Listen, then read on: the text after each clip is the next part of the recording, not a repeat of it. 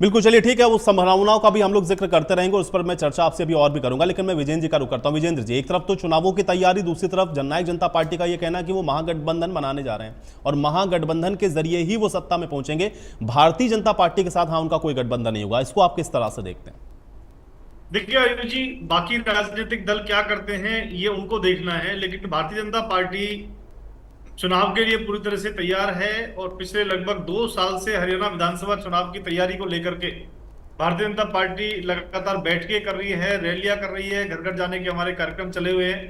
तो भारतीय जनता पार्टी पूरी तरह से चुनाव के लिए तैयार है। बाकी दलों को ये तय करना है कि वो किस रणनीति के साथ में चुनाव में उतरेंगे। हम्म। अभी जिस तरह से गुरुग्राम के अंदर भारतीय जनता पार्टी हरियाणा प्रदेश की जो हमारी चुनाव समिति है उसकी बैठक चली हुई है, उस बैठक में जिले के अनुसार जिस तरह से रणनीति बनाने का पार्टी ने काम किया है, पार्टी ने, संगठन ने, सब लोगों ने देखा है कौन जिताऊ कैंडिडेट हो सकता है, उन सब के ऊपर चर्चा करने का भारतीय जनता पार्टी की हमारी जो चुनाव समिति है उसने किया है।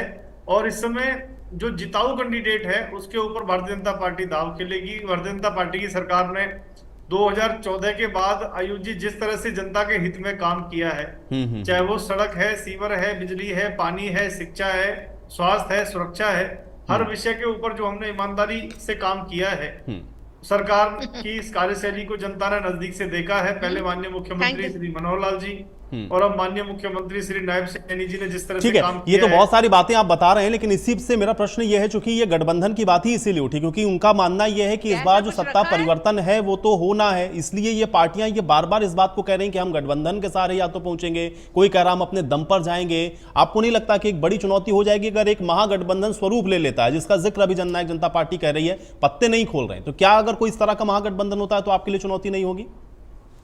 देखिए आयुष जी, लोकसभा चुनाव में 2024 में अगर हम देखें तो भारतीय जनता पार्टी को 46.5% वोट मिला कांग्रेस के दुष्प्रचार के बावजूद।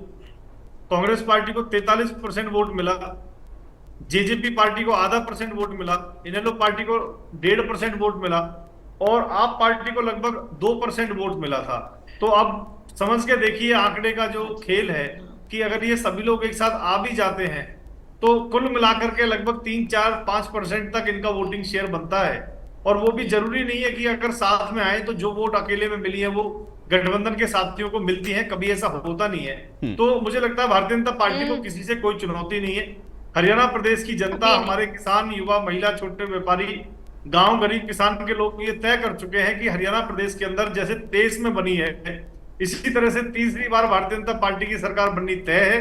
क्योंकि हरियाणा का इतिहास रहा है आयुष जी, देश में जिसकी सरकार बनती है हरियाणा प्रदेश के अंदर उसी की सरकार बनती है।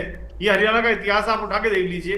तो ये तय है कि हरियाणा प्रदेश के अंदर भारतीय जनता पार्टी की सरकार जनता के आशीर्वाद से, हमारे कार्यकर्ताओं की मेहनत से बननी तय है। आज पूरे हरियाणा प्रदेश के ठीक है नेरा साहब, आप ये कह रहे हैं कि कोई जितने भी चुनौती राजनीतिक नहीं, आप ये कह रहे हैं कि कोई चुनौती नहीं है। बहरहाल अब सरकार किसकी बनेगी इसके लिए अब हम लोग ना इंतजार कर लेते हैं चुनावों का, क्योंकि यहां सब लोग अभी